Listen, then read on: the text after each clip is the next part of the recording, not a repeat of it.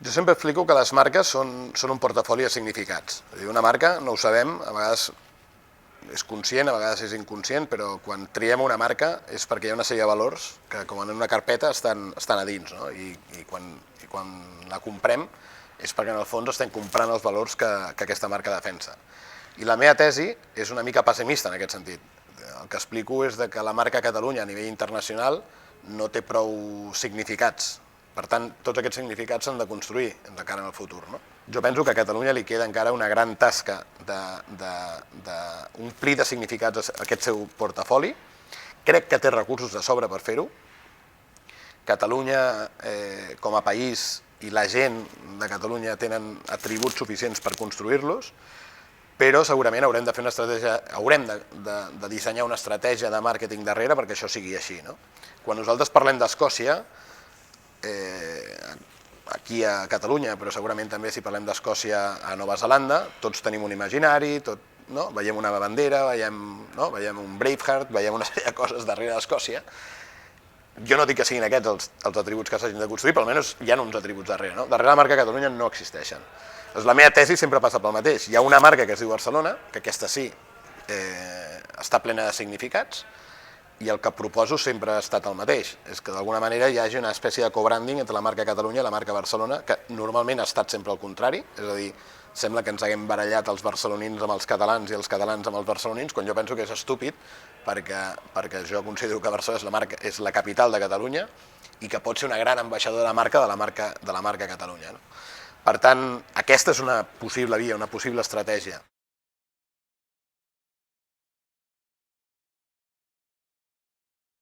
Les llengües, en el fons, són el vehicle a través del qual circula la cultura d'un país.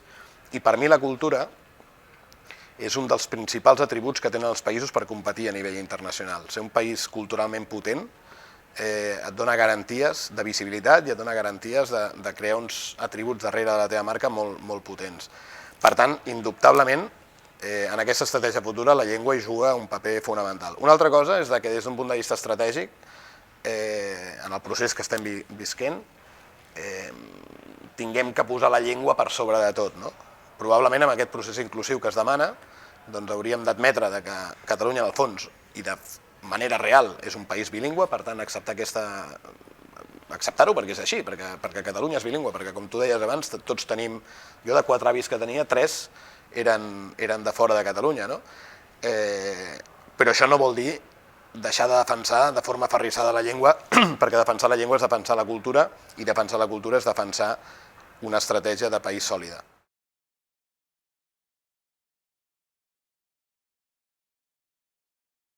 Totalment, és a dir, el nostre marc de referència és Europa, ha de ser Europa. Catalunya sempre ha estat, o almenys això hem pensat molts catalans, que érem els més europeus dintre la península ibèrica, i crec que els valors que defensa la marca Europa, parlant també com a marca, són valors molt pròxims als valors que defensa la marca Catalunya. La socialdemocràcia, la participació,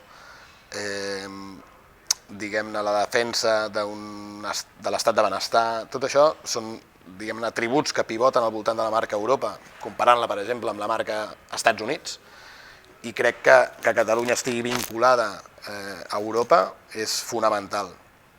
És més, jo defenso que la marca Catalunya és una marca europea, clarament europea, i per tant, si abans reclamava un co-branding entre Catalunya i Barcelona, l'altre co-branding que demano és Catalunya amb Europa, i d'una forma decidida i clara.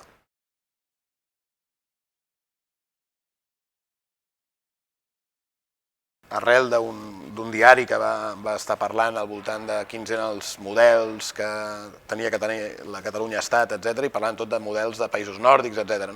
I algú que deia, escolti'm, sí, tot això està molt bé, però som mediterranis, els catalans som mediterranis, és a dir, som europeus, però som de la part mediterrània d'Europa. És a dir, és evident que la marca Catalunya i la marca Espanya comparteixen valors perquè formem part del sud d'Europa,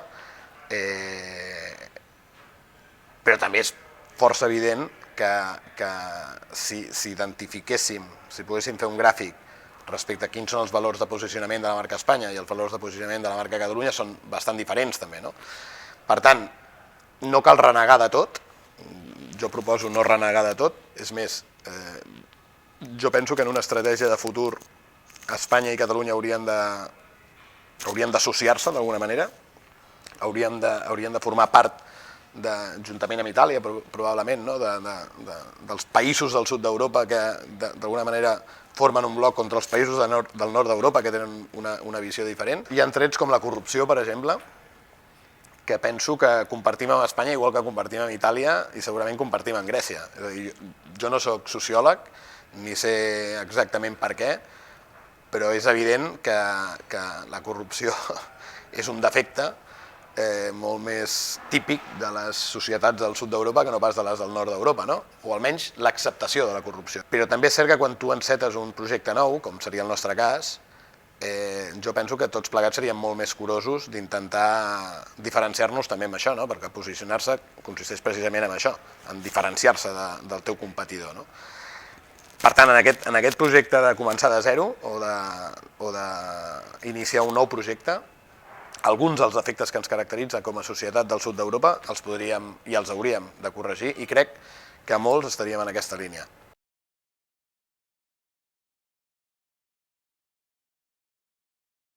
Amb la marca Barcelona passa una mica com amb el Barça, com amb l'equip de futbol, no? És a dir, que com que no hem pogut tenir un país en el qual abocar-hi tota la nostra capacitat, ho hem fet a una ciutat, que era molt més senzill fer-ho, no? Considero que Barcelona ha sigut una mica el placebo que hem utilitzat molts catalans per volcar les nostres energies. I per això, sincerament, penso que Barcelona té el potencial que té a nivell internacional, perquè s'hi han abocat moltes energies que de forma natural s'hi haguessin abocat en forma de país. I ho hem fet a una ciutat. I quan parlava del Barça, ho deia exactament amb la mateixa línia, no? És impensable que una ciutat d'1.600.000 habitants tingui el millor club de la història del món de futbol.